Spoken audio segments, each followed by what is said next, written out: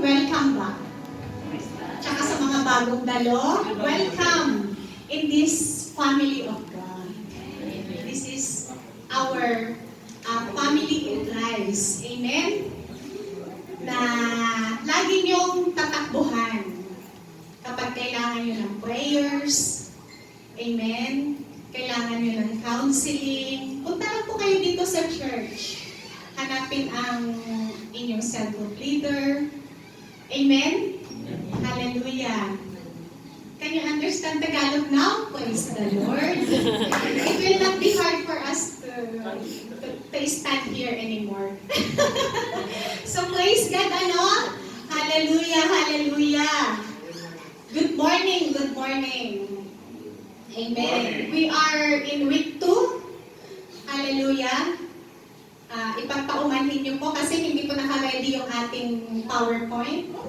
But the message of the Lord must go on. Amen? Mga ano lang yan, konting mga technicalities lang yan, but it will never stop us para mapakinggan ng mensahe ng Panginoon. Amen? If you have your own Bible, kasi high-tech na tayo eh. Amen? Sometimes, naghahanap talaga ako ng Bible na hard copy. Kung sinong nagdadala, wala na talaga po. High-tech na po talaga. We are advanced now. No one is holding a hard copy Bible anymore when we come to church. The Bible is in our cell phones now. Kaya buksan po natin ang ating mga cellphones. Huwag po kayo makipag-chat ha. Ayun, the best that we could give. Kasi medyo mahaba-haba po kasi ang ating Bible verse for today. Amen? Dito tayo sa week 2, if it is for love, it is worth dying for. So move on.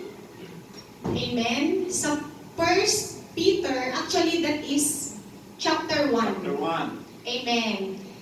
Nung binasa ko ang 3, parang may mali. Sabi ko, hinanap ko talaga siya. Nasa chapter 1 po. Verses 3 to 9. Ganun po kahaba ang babasahin natin. Tumayo po tayong lahat. And let us be excited na basahin ang words of God for today. Amen. Ready? 1, 2, 3, go! Blessed be the God and Father of our Lord Jesus Christ, who according to His abundant mercy has begotten us again to a living hope through the resurrection of Jesus Christ from the dead, to an inheritance incorruptible and undefiled, and does not fade away, reserved in heaven for you. Next slide. Who are kept by the power of God through faith for salvation, ready to be revealed in the last time. In this you greatly rejoice, though now for a little while, if need be, you have been grieved for various trials. Next slide. That the genuineness of your faith, being much more precious than gold that perishes, though it is tested by fire, may be found to praise, honor, and glory at the revelation of Jesus Christ, whom having not seen you love, though now do not see Him, yet believing you rejoice with joy inexpressible and full of glory. Last verse. Receiving the end of your faith, the salvation of your souls. Yes, the Lord, thank you for this beautiful morning, for this wonderful day that you have given to us. Salamat, Panginoon. At nandito kami ulit, ready to hear your message, ready to receive your message, and ready to apply the message that you will give to us this morning. Thank you, Father God. Hallelujah. Continue to open up our eyes, ears, and spiritual understanding so that we could be able to understand beyond what is in there, Lord God, in your words. Hallelujah. Hallelujah. Reveal more of you, Lord Jesus. Reveal unto us as we listen, Lord God. Salamat, Panginoon. Hallelujah. At patuloy kami, Panginoon, na mananatili sa iyong presensya. Come in our midst, O Lord. We welcome only the word of the Holy Spirit. We rebuke any distractions of the enemy. And we welcome the work of the Holy Spirit this very morning. Hallelujah. For this day, hallelujah, this is the day that the Lord has made. We will rejoice and be glad in it. We claim victory today. Amen. We claim victory up to the end. Hallelujah. Amen. Salamat, Panginoon, for your protection. In the mighty name of Jesus and by the power of the Holy Spirit. Amen. Makakaupo na po tayo lahat. Hallelujah. Next slide. May tanong po ako. Kasi dati nagtanong ako what if may natanggap kang yung dating tanong ko, what if may nagbigay sa iyo ng 1 million dollars? Anong gagawin mo? Mapapasimbol ka, ano? Pero ang tanong ko ngayon, amen, kapag nakatanggap ka ng 1 million, anong gagawin mo sa nagbigay? Siguro talagang mapapatalon ka sa tuwa, ano? Mayayakap mo siya, pasasalamatan mo siya ng bonggang-bongga, at sasabihin mo pa sa kanya, uy, wala nang bawian, ha? Kasi 1 million yun 1 million reals, sabihin na lang natin, 1 million reals, di ba? Grabe. Saan ka pa makakapulong ng ganun? Pero, si Jesus gave us more than 1 million. Naniniwala po kayo? Amen. Jesus gave us more than 1 billion, 1 trillion. Actually, walang kapantay yung binigay ni Jesus Christ. Buhay niya yun. Amen? Buhay niya yung binigay niya. So ngayong umaga, magsasabi ako ng mga partial list. Jesus gave you slide. Jesus gave you abundant mercy. Abundant mercy. God's abundant mercy. Ito yung habag at awa. Habag at awa at pagmamahal ng ating Panginoon. Amen. Ito ang tandaan nyo, walang ibang nagmahal sa inyo kundi ang ating Panginoong Jesus. Amen. Kung piling nyo walang nagmamahal sa inyo, akala mo lang yon meron. Ang ating Panginoong Jesus. Amen. Siya ang nagmamahal sa iyo ng todo-todo, bongga-bongga, walang preno. Talagang dire-diretsong pagmamahal yan. God's abundant mercy and love. Hallelujah. A living hope. Partial list lang to, pero talagang grabe ang naibigay ni Jesus Christ sa buhay natin. Kung talagang susumain natin lahat, it is priceless, it is countless. Hindi ko siya mabilang talaga. Sabi ko nga sa inyo, it is more than 1 billion. It is more than 1 trillion. Hindi siya kayang pantayan ng kayamanan. Yung pagmamahal pa lang Amen? Kung hindi yan mapunan ng asawa mo, si Lord ang magpupuno niyan. Siya ang magpupuno ng pagmamahal sa buhay mo. Living hope. Ito yung tinatawag na eternal life or buhay na walang hanggan. Amen? Na dito pa lang sa lupa, meron na tayong buhay na walang hanggan. Nararanasan na natin yan, yung buhay na ganap at kasiya-siya. Dito pa lang sa lupa.